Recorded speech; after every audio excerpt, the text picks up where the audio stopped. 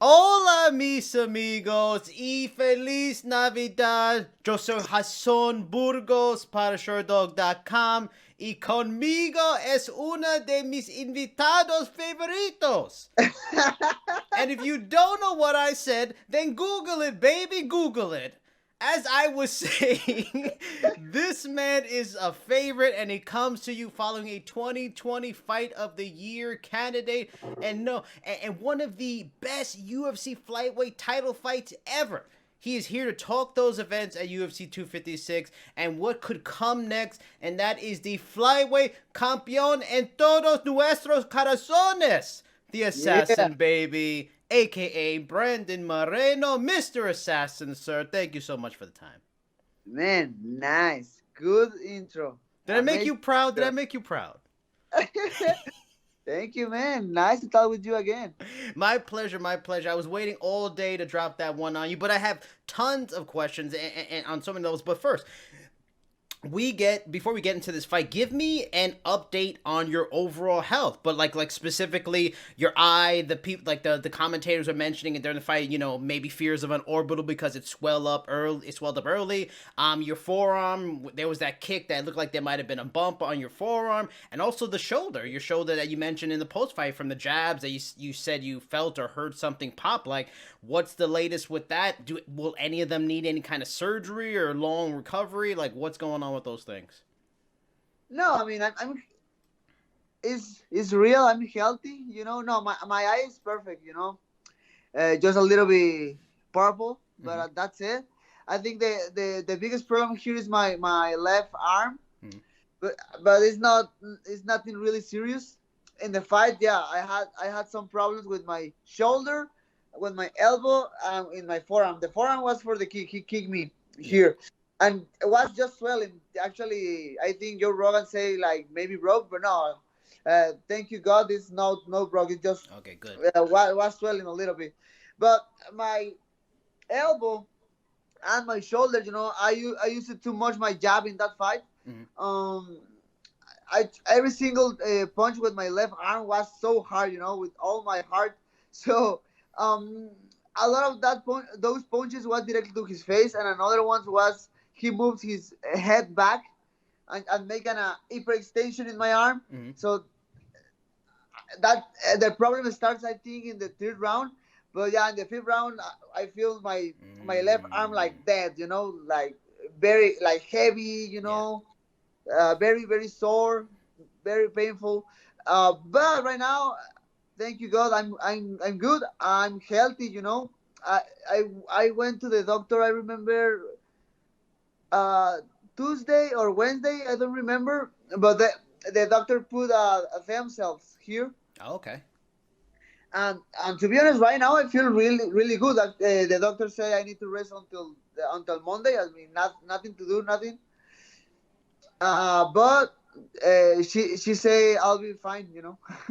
Now, and that I wasn't planning to ask this, but since you brought up the shoulder and stuff like that, I mean, you mentioned you throwing it really hard and stuff like that, and your jab was fantastic throughout the fight. It was a key element of kind of keeping him off balance. When he would rush, you would pop him with the jab and stuff like that. So obviously, you wouldn't want to just not use that the next time around. But I remember talking to Juan Archuleta one time, and he works with Dwayne Ludwig, who works with TJ Dillashaw, and he told me about something I never really heard about until he told me that they would talk about kind of throwing fake shots in terms of coming up short or throwing punches that are purposely lighter than others, then you mix it up and throw a harder one. Is that something, because I know I wouldn't want to see you take away the jab in the rematch, is that something to think about in the future, to mix it up, a lighter shot and then harder instead of just all real heavy jabs? Yeah, I mean it's maybe a good plan. Obviously right now I'm trying to don't think too much about the fight until the next year, until the next month. Yeah. But yeah, maybe it can be a good game plan. Change the power of a single punches. Mm, Fake a little bit the rhythm of the jab. yeah. Yeah, like maybe it can be a good plan. I don't know, Theo. I mean, right now I'm just trying to spend time with my family. This season. From the fight against Royval until this last fight against Davison. Yeah. Was too much stress. There was too much Yeah. uh, time thinking about the fight. thinking about my mindset for the fight. Was nervous for a month, completely a month. I was very Wow. nervous Yeah. because it was the Yeah. fight of my life. Um, but yes, get, that can work the next one. Now, I was on the Assassino Baby bandwagon long ago. I knew how good you are, but it feels like those fans who didn't really realize it before this fight seem to do now after you had this fight of the year level kind of performance. You had a lot of support. We talked about it before, especially at home, Mexico and stuff like that. But do you feel like a different, like maybe even bigger amount of support after this fight from like new fans that weren't kind of contacting before, and has like your social following grown big since then? Do you feel something different after the fight than before? After the fight, yes, definitely. I mean, when I was in the 5 weeks for the fight against Roybal, I had 40,000 followers, I think so. Mm. But after this fight, right now I have 160,000, I think so. Something like that. Wow. Like more interviews, like yeah, more people who supports me right now. Mm. All the people in Mexico and Latin America are so happy for me. I have a message for another fighters, in my social media, who say like, man, congrats, you're a warrior. Man, that made me feel so proud. And yes, and before the fight, like a lot of what was like kind of uh, separate, because a lot of people who support me, but a lot of like analysts, maybe the casinos, I don't know, Mm-hmm. put me like an underdog, and I Yeah. understand why, because Yeah. Deiveson Figuiredo looks amazing in his last performance, Exactly. blah blah blah. Yeah. But yeah, after this fight, I can show to the world who is the assassin baby, and Deiveson Figueredo is not a god; he's a human being, just like. Now, for this, I wanted to kind of go round by round and get your thoughts on certain aspects of certain things. In the first round, he came out strong early on. The first, he seemed to be trying to do kind of what we talked about, where he said, "Oh, I can destroy him with just a punch," and that kind of thing. And he seemed to be trying to at least do that early. A lot of heavy shots. Did you and your coaches expect this? Knew the first round was going to be about kind of weathering this wild storm, and did it take some time to adjust to the level of power he was throwing, and he has, and kind of figure out ways to be active, be land shots but not sloppy, and that he catches you with something? Yes, man. I mean, me and my team knew the first two rounds will be crazy. Mm. Deiveson Figueredo come with all his power. Try to destroy me in the first and the second round. That's why I don't believe, and I know it's an excuse. He was. I mean, I know he was in the hospital, Mm-hmm. but to be honest, it's an excuse that doesn't affect nothing in the result of the fight. Yeah. So I knew the first and the second round will be very very hard for me. But after that, I will start to put more pressure on him. Mm. And actually, I think that exactly happened in the fight. When in the second round, there seemed to be like a momentum behind you that started from the round. You worked the jab well, often in a round, landed these two big takedowns that might have probably gotten you the round. Did you leave that round going into the third feeling more confident than you did after the first? And was working the jab a lot something that was a part of the plan in camp? Or was it something like when he started coming with this wild pressure and you started using it, like, oh, this is working better than I thought, let me just keep using this? Actually, the plan was put more pressure. Obviously, depends of Figueiredo, but Yeah. the plan was put more pressure in since the third round. Mm. Start to go hard since the third round, putting more pressure on him. But in the second round, I start to feel he was start to respect me a little bit more. Okay. Obviously, always trying to cut my head, always, Yeah. but Yeah. uh, at the same time putting more respect on me. So yeah. So in the third round, unfortunate issue. You get this freaking kick right below the bell. It affects you in a major way. You're like coughing, and when you're coughing from a groin shot, it's never a good sign. Why didn't you take the full 5 minutes? You stopped. You went back to action about like maybe 2 minutes in and stuff like that. Why didn't you take more time, or did you feel like I'm letting him rest? And by letting him rest, he might come strong at the end of the round. Maybe a close round could go his way if he has more energy. Well, why not take the full 5? I knew Figueiredo started to getting tired. Okay. You know, he kicked my fucking balls. Was that the worst you've ever gotten in your career? That's horrible, man. Wow. Man, because I tried to go really fast to the fight, and start the fight again, because I knew Figueiredo started to rest a little bit and get more air, breathe. So I tried to go really fast to the fight, but it was too much pain.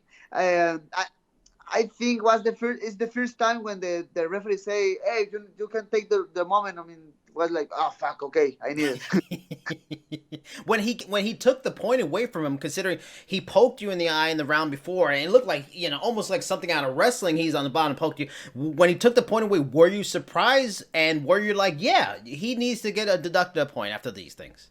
I think it was an accumulation, bro. Because the eye pokes wasn't in the second round. Yeah. But I mean, I can understand one eye poke. Fucking accident. It's normal. Yeah. But 2, 3 in a row, man, it's unnecessary. It's illegal. Because he was trying to make a kind of frame to make space between us. Yeah. But you can do this. You can push the neck. You don't need to do that. Yeah. To do that, man. I tried to be like a nice guy, and maybe he was just frustrated, and he lost his mind a little bit. But I don't know. It was weird, and I think that now with the kick there, was an accumulation, and Jason decided to take off the point.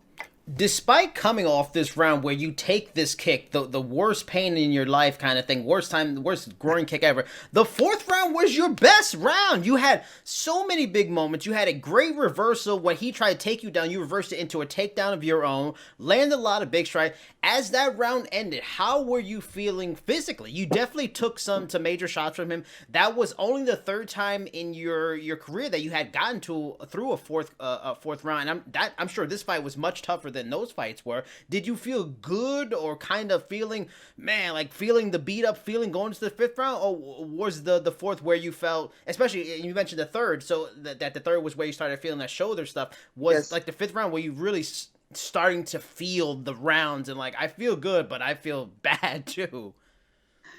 Yeah, I mean, obviously I was like, I still feeling pain, in that point in the fourth round, but that was always the plan, take Figueiredo to the fourth, to the fifth round, and then put everything, put everything on the line, put a lot of pressure on, throw more punches.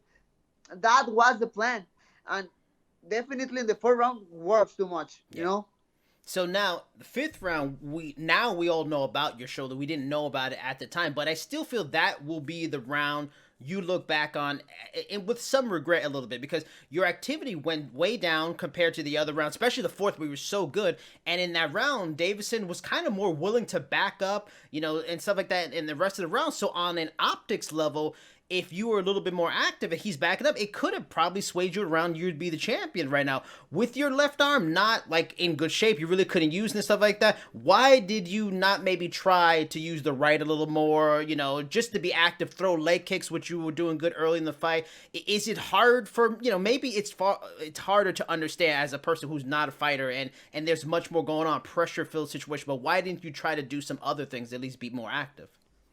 No, I mean, those kind of things make me feel like angry, because I think the same. If I put more pressure with another weapon, with my, like you say, like my kicks on my right hand, right now we'll talk about the belt on my, on me. Um, but I, man, to be honest, my left arm is, I think, is my principal Mm. weapon right now. You know, and my shoulder, my elbow, I block my mind a little bit. Mm. I'm tired too. You know, Yeah. I knew Figueiredo was like dead in that point. You know, with his cardio, Yeah. but I was tired too. You know, so yeah, my elbow, that, you know, I feel like a little bit blocking my mind for my arm. Completely my fault. You know, it's not a fucking excuse. It's Yeah. completely my fault because I knew. I don't know. Yes, maybe just put more pressure, throw more kicks. Okay, I don't know. And give me like the psychology of it, because I'm totally understand what you're saying, and it makes a lot of sense. And like the block, because is it like when you use your left to set up so much with your right, so much with your, is it usually set like combinations? Is it also like a defensive thing, like it's bothering you so much so you can't, use it a certain way defensively? Like, is it all those kind of things, and that's why it happens at the worst time, and it just kind of really throws you off your game in a tough time? I mean, I for example, I remember when in the last round, I was thinking like fuck, my left arm is so bad. Like Mm. I feel so heavy my left arm, but it's, I still throwing punches with my Yeah. left arm. Yeah. Just I try to pick better my shots, you know. Okay. But yeah, I think that was Mm. my mindset in that moment. You know, like fuck, I'm so dead with my arm, so I just need to pick a better my shots. You know, Mm. close his angles because he was run. You know, in the Yeah. fifth round, Figueredo was just running. So I was trying to close his angles and start again with my punches. Just, you know, it is what it is. You know, I can work on that in the next fight. You know, and man, for me it's perfect. You know, it's magical because I changed all my life with this fight, and I know the next fight, the rematch, will be, man, awesome. I know a lot of people want to watch the rematch now. Mm. In the post fight interview, you mentioned, and this is like the post fight with ESPN right after the fight, you mentioned being really happy after the fight, which for me surprised me a little because, having come so close, you only just get the draw. That would seem like a very frustrating situation. Why did you feel happy despite the draw and not getting the title? Did in some ways going into the fight, did you have personal doubts about if you could perform at that level? And were you like relieved that you knew you are as good as you are, but you had to show it to yourself? Like, why did you feel happy despite not winning the fight? I think it's a lot of feelings, but I think the first reason is, at the end of the day, brother. That's why I'm fighting. You know, because I love this kind of matchups. You know, I love to throw punches with some guy. You Mm. know, and sorry, that made me feel so happy. You know, had that kind of moments. You know, and I remember before I was saying like, oh, I wanna be in that kind of in those kind of moments. You know, in a fight when the people are talking about the fight all the week. The analysts talking about who wins the first or who won. This round was so close. Mm. You know, and I knew in that moment this that was the fight like that. So that's it. You know, obviously, when I was in my house, you know, hours after, Yeah. I started thinking, you know, about the fifth round, about the bell, like fuck, fucking draw, you know. But now in that moment I was so happy.